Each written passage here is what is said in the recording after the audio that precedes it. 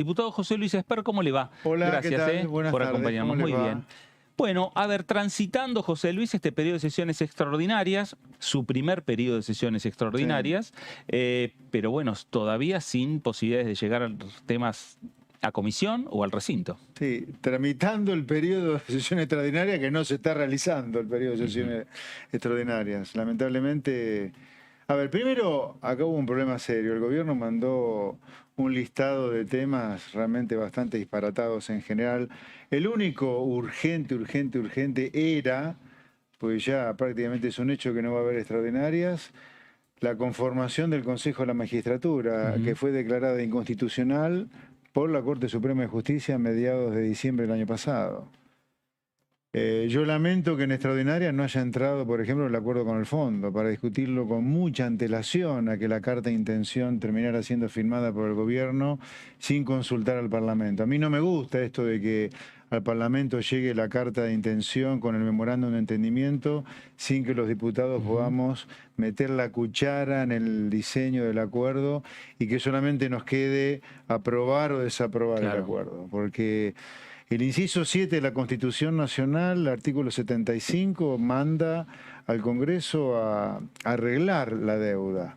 Arreglar la deuda significa que el Congreso debería tener o debería haber tenido algún protagonismo, que no lo va a tener, sino simplemente aprobar o desaprobar esto. Porque yo digo, si no se aprueba este memorándum, ¿qué va a pasar? ¿Que va a volver al directorio del fondo, al staff del fondo para que se discuta? No. No me parece que se haya elegido un buen camino de parte del gobierno. Más allá del tipo de acuerdo que se firme, ¿no? Ujú. Estoy hablando de un tema más de diseño de la estrategia institucional. Yo creo que, de hecho, nosotros desde Avanza Libertad, con Carolina Píparo, hicimos un pedido de informes al ministro Guzmán para que nos evacuara un montón de preguntas y no lo hizo. Ujú. Sobre el acuerdo que estaría por firmarse, Claro, digamos. hoy Gabriela Cerruti, la portavoz de gobierno, confirmó que cuando llegue, obviamente, el acuerdo al Congreso de la Nación, va a estar la presencia de Martín Guzmán en el Congreso. Pero ustedes querían tutearse más con el Ejecutivo, con el Ministro de Economía antes. Sí, sí, a ver, para que nos quede claro y le quede claro a los televidentes, un acuerdo con el fondo son cerca de 50 páginas, Ujú. llenas de números, llenas de fórmulas, llenas de metas. Este es un acuerdo bastante largo, de 10 trimestres, 2 años y medio. Cada trimestre tiene su meta. Requiere de una discusión, yo diría, de por lo menos una semana todo el día, te diría, en la Comisión de Presupuesto y Hacienda, antes de ir al recinto, a lo mejor.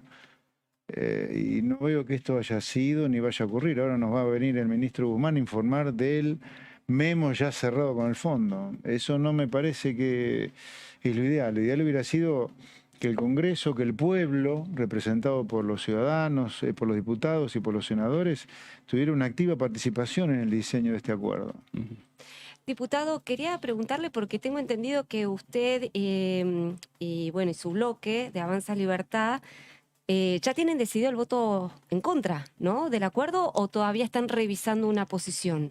¿O están analizando una No, a ver, posición? lo que hemos dicho de manera enfática y lo ratifico es que si la letra fina o el memorándum que se dé a conocer en breve es lo mismo que el ministro anunció hace 3 semanas, exactamente hace 3 semanas, perdón, bueno, casi 3 semanas, 28 de enero, un viernes, es un acuerdo para nosotros inaprobable. ¿Por qué? ¿Por qué? Porque no ataca a ninguno de los problemas que tenemos. La Ujú. gente no llega a fin de mes por la inflación, es un acuerdo que no va a lograr bajar la inflación. Argentina vive con problemas de endeudamiento. Este es un gobierno que se vive quejando de la deuda, sin embargo nos ha endeudado como pocos gobiernos en la historia democrática y este acuerdo con el fondo nos va a seguir endeudando. Porque, o sea, da la impresión, o por lo menos el argumento que dice el gobierno es que al contrario, digamos, es cierto que se va a tomar un nuevo préstamo para ir pagando, digamos, los vencimientos de la deuda que contrajo Mauricio Macri en su gobierno. Ahora, ¿no conviene de alguna manera ir resolviendo, que más no sea con un plan de pagos, con un nuevo préstamo, esta deuda que a juicio del gobierno, a juicio del oficialismo y también a juicio de la oposición, sectores de la oposición dicen que es impagable, con vencimientos que son, digamos, la verdad, muy importantes? Ya en marzo hay que pagar por por lo menos 3.000 millones, un poquito más de 3.000 millones. Sí, a ver, yo creo que Argentina necesita un acuerdo con el fondo. Ok. Yo no participo de la idea disparatada de la izquierda que hay que repudiar al fondo, porque la izquierda en ese sentido, la verdad, debería revisar su psiquis directamente, porque nadie nos obligó a endeudarnos a nosotros. Si nosotros fuimos a pedir plata prestada, la plata prestada nos enseñaron nuestros padres, nuestros abuelos, hay que devolverla. Entonces yo no entiendo cómo a alguien se le puede cruzar por la cabeza no pagar la deuda. Pero Argentina necesita un buen acuerdo con el fondo y creo que este es un mal acuerdo con el fondo. No porque se esté pateando para adelante la deuda con el fondo, sino porque el programa tiene un déficit que va a obligar a la Argentina a seguir endeudándose. Y como yo creo que es poco probable que se cumpla ese programa, Argentina se va a endeudar mucho más de lo que el programa con el fondo dice, porque el programa con el fondo es muy difícil de que se cumpla. Y te voy a explicar por qué creo, les voy a explicar por qué creo que no se va a cumplir. Primero que el programa de acuerdo a lo que Guzmán dio a entender en la conferencia de prensa, insisto, no tenemos nada de ciencia cierta, pero de acuerdo con lo que dijo el ministro de Economía en la conferencia de prensa, acá va a bajar el gasto público en subsidios a la energía porque va a haber algún aumento de tarifas, pero va a subir el resto del gasto público, como consecuencia de lo cual el total del gasto del Estado no va a cambiar. Entonces, ¿cómo se va a bajar el déficit? El gobierno apuesta a una reducción en la evasión. Sí. Argentina hace 10 años que prácticamente no crece, salvo el rebote del gato muerto del año pasado. Combatir la evasión. Lo que han señalado también, aumentar lo que sería ingresos de divisas a la Argentina por exportaciones.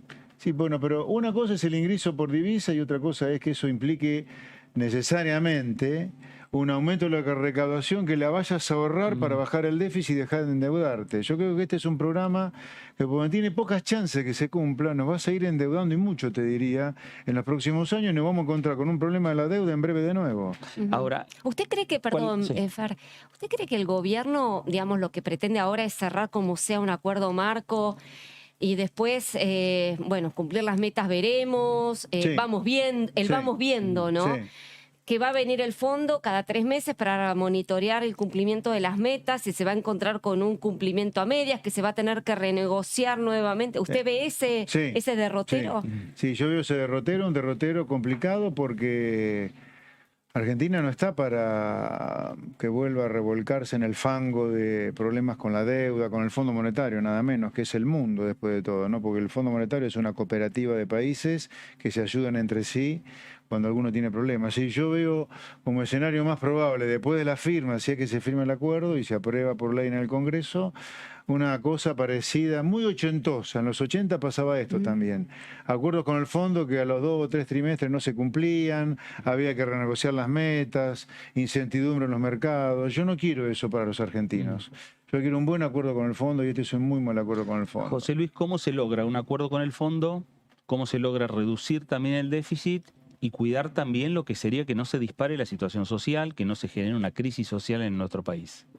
A ver, la situación social ya está desbordada. A ver, tenemos la pobreza casi en 50%, el Estado emite 25 millones de cheques por mes para atender a las personas que han quedado fuera del sistema, que son beneficiarios de planes. Tenemos 4 millones de personas, viviendo en Villa Miseria. 6 millones de trabajadores trabajando en negro. Acá ha habido un verdadero genocidio económico en Argentina, que no es de ahora, viene de hace un siglo, ¿no? Así que, por lo tanto, en realidad la situación social ya explotó. Acá lo que se trata de hacer es que no paguen justos por pecadores. ¿Qué quiero decir con esto? Cuando el ministro dice va a haber una baja en subsidios, eso significa una suba de tarifas. O sea, acá va a haber un tarifazo, va a haber gente que va a pagar más cara la luz y el gas. Que está bien que esto ocurra, porque no se puede vivir con todo subsidiado toda la vida, pero que nos hagan creer que el problema fiscal de Argentina son los subsidios energéticos, nos están agarrando para la broma. El problema fiscal de Argentina es un tamaño del Estado absolutamente impagable, porque yo le recuerdo a todos los que creen, con inocencia o no, que el problema fiscal de Argentina son los subsidios en la energía, que Argentina tiene problemas fiscales hace un siglo y subsidios a la energía lo tenemos hace 15 años nada más. A ver, en los últimos 100 años Argentina ha tenido 85 años con un Estado deficitario. Y lo recuerdo una vez más, los subsidios energéticos existen hace 15. Hablando de Entonces, subsidios, el tamaño del Estado es el que hay que reducir, no los subsidios energéticos solamente. Claro. Entiendo. Ahora, hablando de subsidios, justamente en estas horas se está desarrollando en el Ministerio de Economía una reunión entre funcionarios justamente del Ministerio de Economía, del Ministerio de Transporte, con representantes de la Ciudad de Buenos Aires por estos subsidios al transporte, la cuestión del transporte en la capital, la advertencia por parte del Gobierno Nacional de que va a retirar esos subsidios a la capital para que la capital se haga cargo de su sistema de transporte. ¿Qué opina usted al respecto? Usted, digamos, como diputado nacional, ¿no? Sí. Y que eventualmente pueda llegar a tratar una ley en ese sentido, ¿no? Como sucedió hace poquito con el tema de la coparticipación. Sí, acá hay que dividir en dos la discusión nación-Cava, ¿no? Sí. Por un lado, hay una lectura política, claramente, desde mi punto de vista, para hacer de esto. Ya hubo un aviso a la Ciudad de Buenos Aires cuando el gobierno le quita la coparticipación a la Ciudad de Buenos Aires y no lo hace con las demás provincias, ¿no? Claramente ahí hay una batalla pensando en el 23 ya para dinamitar o agrietar la eventual candidatura de Larreta a presidente. Y el otro tema que requiere también de una lectura política es la transferencia del servicio del transporte urbano a Cava sin los correspondientes fondos. Eso se hace claramente para volver a golpear la candidatura de Larreta a presidente. Ahora, hecha esta lectura política, vamos a hacer la lectura económica, y no una lectura política, sino económica. Yo creo que está bien que cada uno se haga cargo de los subsidios que le quiere dar al transporte. Con Cava hay una situación medio vidriosa porque a Cava llega gente del resto del conurbano y también del resto de la provincia. Entonces hay gente de la provincia que está siendo subsidiada en el transporte por la nación y eventualmente por Cava si Cava mantuviera el subsidio. Pero yo estoy de acuerdo básicamente con la idea. En este sentido el kirchnerismo es tramposo, pero estoy de acuerdo con la idea que cada uno se haga cargo de sus gastos. Sí. Lo mismo diría en Formosa, en el Chaco, donde el 80% del gasto público se financia con coparticipación. O sea, ¿coparticipación qué es? Es un pobre del conurbano, un pobre de La Matanza, un pobre de Villa Lugano, que cuando va a comprar la leche y paga 21% de IVA, ese IVA, una parte va a financiar el gasto público de Formosa y el Chaco, que se financia 80% con la coparticipación. Entonces yo diría acá, si Infran o Capitanich quieren armar sultanatos en Formosa y en el Chaco, que le cobren impuestos a los formoseños y a los chaqueños, no lo van a poder hacer. Lo hacen porque existe una coparticipación de impuestos. Por eso yo creo que la coparticipación habría que cambiarla totalmente, que se le mande plata a las provincias en función de los gastos federales que hacen las provincias, porque la coparticipación es una recaudación de impuestos federales. El IVA, ganancias, impuesto al cheque y el resto de los impuestos se recaudan a lo largo de todo el país. Bueno, coparticipemos los impuestos en función de los gastos federales que hace cada provincia. Si Infran y Capitanich quieren darle toda la plata a sus amigos, bueno, que le cobren a los formoseños y a los chaqueños, no lo van a poder hacer, porque la gente está harta a pagar impuestos. Claro. Harta. Bueno, desde el año 94 que la Constitución Nacional puso una cláusula transitoria para que el Congreso... En 2 años. Ya tenía que ya definirla. Llevamos desde el año 96, si no me vayan la cuenta.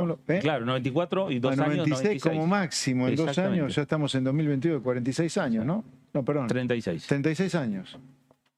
Una vergüenza. Es un montón. Distintas voces, vamos a escuchar diferentes voces en el Congreso de la Nación con estos temas que tienen que ver con la actualidad nacional, que tienen que ver con los diferentes proyectos que hay en el Congreso en este periodo de sesiones extraordinarias, pero casi también pensando en el periodo de sesiones ordinarias que van a comenzar el 1 de marzo aquí en la República Argentina, aquí en el Congreso de la Nación, con la presencia del presidente Alberto Fernández. Cuando asumió Macri, el gobierno de Juntos por el Cambio, que está en la coalición cívica, la deuda con el Fondo Monetario era 0. Y ellos lo llevaron a 45.000 millones de dólares. O sea que receta de cómo manejar la deuda, very difficult, como decía Carlitos Tevez. No nos pueden dar mucha receta. En cuanto a los condicionamientos que firmó Macri, que ellos apoyaron, fueron de un ajuste fiscal tremendo que llevó a una caída del 20% de los jubilados, una caída del 20% de los salarios, un aumento de la desocupación y la desaparición de 25.000 pymes. Eso hizo Juntos por el Cambio en el gobierno. No una cuestión de que a mí se me ocurre, datos reales. Y por eso los argentinos decidieron no votar a Macri por la reelección. Fue el único presidente de la historia argentina que se presentó a la reelección y perdió. Punto y aparte. Número 2. La Argentina viene con un proceso de reducción del déficit fiscal. En 2020, en el momento de la pandemia, el Estado tuvo que intervenir y tuvo un déficit de 6,5 puntos del PBI. Por lo tanto, con endeudamiento y en default, como la dejó Macri, reperfilando la deuda, la Argentina no tiene financiamiento. ¿A qué financiamiento recurrió? Al genuino del cobro de los impuestos y a la emisión monetaria. Eso es lo que presiona de que no pueda bajar la inflación. Claro. Nuestro gobierno en 2021, ¿qué hizo? Bajó el déficit de 6,5 a 3% del PBI y bajó la emisión monetaria. Pero lo que pasa es que como la emisión monetaria se va acumulando, eso genera una presión hacia el futuro, hacia los meses siguientes. Claro. Ahora, lo que nosotros planteamos es un sendero a partir de lo cual continúe bajando el déficit fiscal este año, el siguiente. Es un plan plurianual que impacta en este gobierno y va a impactar en el gobierno que viene. Pero esa Sea reducción- nuestro o sea de otro signo pero político. esa re- Bueno, ahí estaba Marcelo Casareto, temas económicos. Casareto es diputado del Frente de Todos por la provincia de Entre Ríos. Seguimos charlando con José Luis Espert, diputado de Avanza Libertad por la provincia de Buenos Aires. Se agrega aquí a la mesa Marcos Giorgetti. Marcos.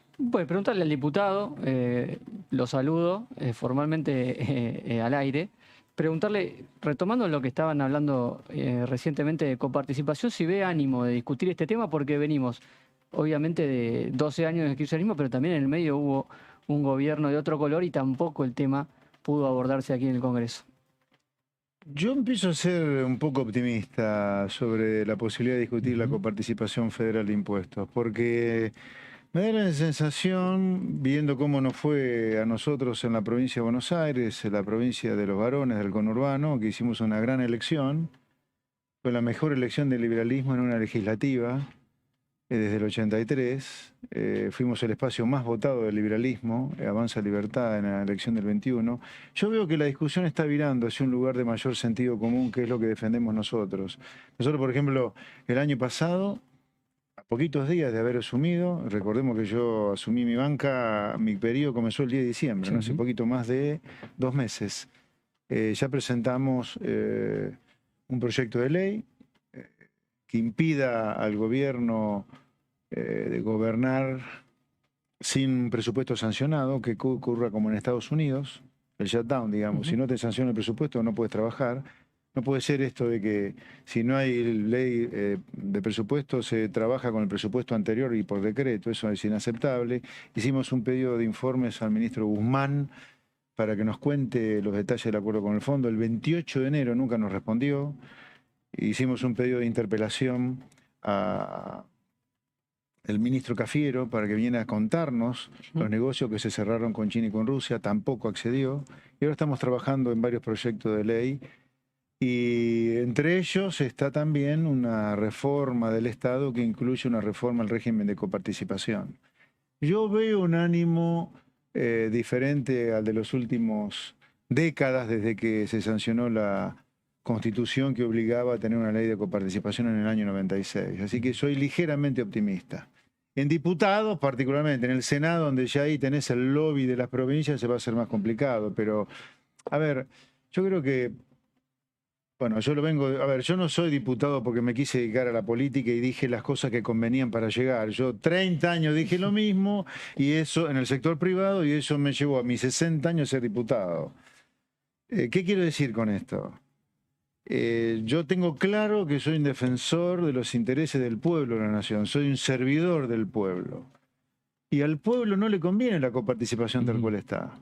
A los formoseños, que viven en una provincia donde el Estado financia el 80% de su gasto con recursos coparticipados, que lo paga el pobre de la provincia de Buenos Aires, de Córdoba, Mendoza, Santa Fe, no le conviene, aunque no lo crea, una provincia que es una ficción geopolítica porque no se sustenta por sí sola.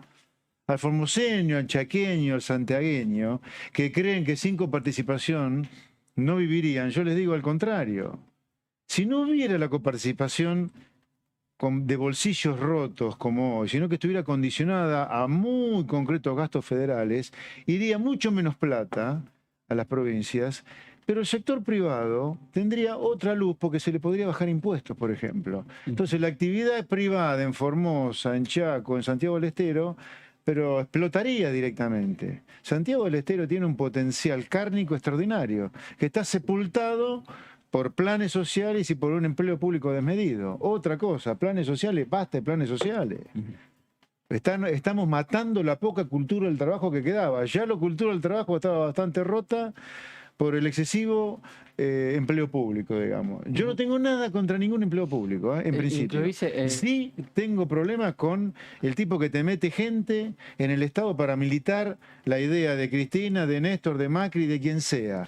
El tipo que labura en el Estado está para hacer algo ahí, no está para ser militante, ¿entendés? Porque le pagamos menos a ustedes, a los chicos que están detrás de cámara, al enfermero, al médico, al bombero, al policía. La plata que se recauda de los impuestos tiene que ser bien gastada.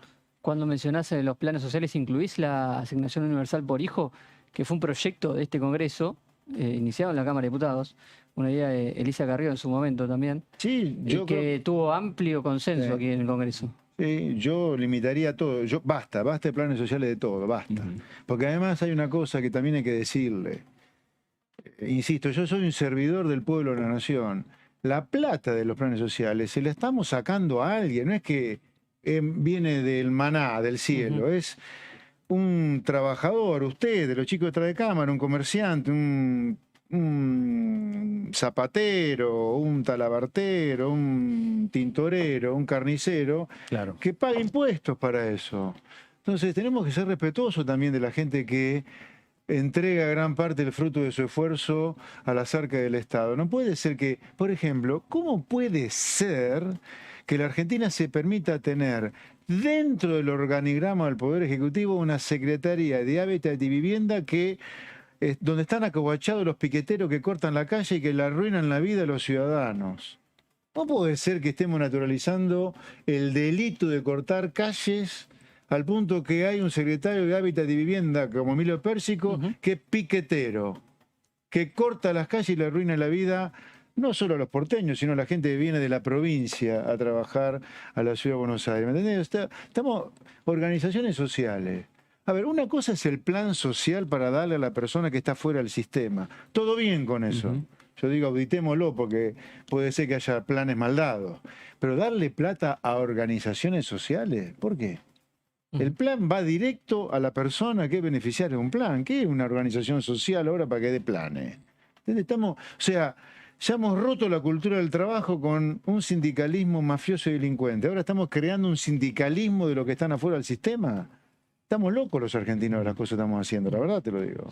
José Luis, ¿cómo vienen trabajando con Milei?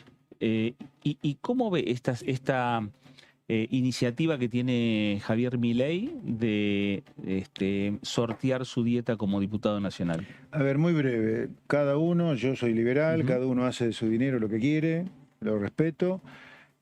¿Cómo venimos trabajando? No estamos trabajando. Javier estuvo con nosotros durante todo el 2021, pero a fines de 2021, estamos trabajando desde mediados de 2020, pero a principios de 2021, ya cercano a la elección, él decidió salirse de Avanza Libertad y empezar su proyecto solo. Bueno, yo lo respeto también a eso, claro. Así que está todo bien. Cada uno tiene sus proyectos y cada uno discute sus temas. Nosotros tenemos un proyecto así muy institucional, de dejar un legado en la Argentina. Engordar a los partidos liberales nacionales como el Partido Autonomista, la UCD, el Partido Demócrata, Republicanos Unidos y todos aquellos que tengan intenciones de darle institucionalidad a las ideas de liberales de sentido común. Nosotros estamos para eso. No es un proyecto personal. Los proyectos en los que coincidan las firmas o que han coincidido firmas tienen que ver con porque han coincidido en el motivo, pero no han trabajado en ningún proyecto exactamente. juntos. Hemos coincidido en el motivo, circunstancialmente, pero no porque hemos trabajado juntos, no. ¿Viene pensando y trabajando lo que es el Consejo de la Magistratura? Sí, estamos trabajando, hemos tenido reuniones con juristas, con magistrados, sí, estamos trabajando, sí. Yo creo que está bien el fallo de la Corte, se había perdido el equilibrio ya entre los estamentos del Poder Judicial.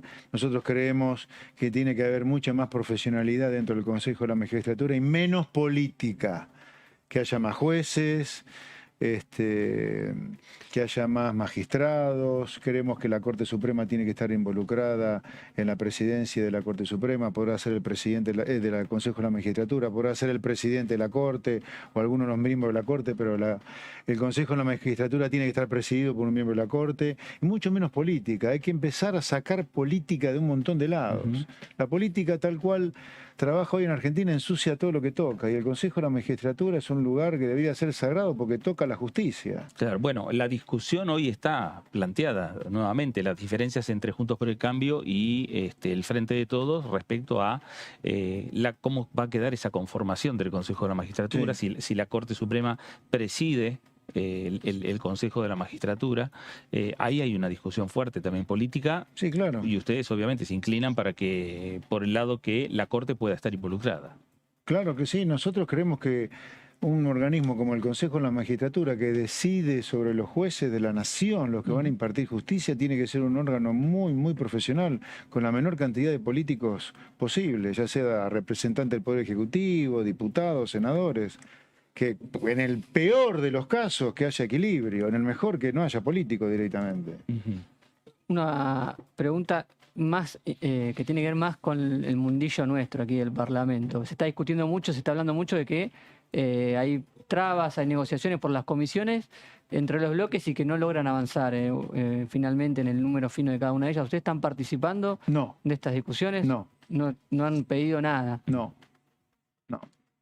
Ustedes van a participar, obviamente, en las comisiones, cuando Sí, haya los como debates, diputado hizo- puedo participar Claro. de No, o sea, ¿no te interesan los lugares que te den? ¿Vos vas a ir a los debates que te Yo voy interesen? toda comisión donde se discutan temas que sean no de mi interés, sino de que representen, que sean relevantes para los ciudadanos que nosotros representamos, que lo consideremos que ese proyecto afecta realmente la vida de los ciudadanos, sin duda vamos a estar. Por ejemplo, en el caso del presupuesto, cuando el ministro Guzmán presentó el presupuesto 2022, yo no soy miembro de la comisión, asistí como diputado, pedí la palabra, me dieron la palabra y dije lo que quería decir en la Comisión de Presupuesto y Hacienda. Así que yo creo que el rol se puede cumplir de todas maneras, aunque uno no forme parte de las comisiones, ¿no?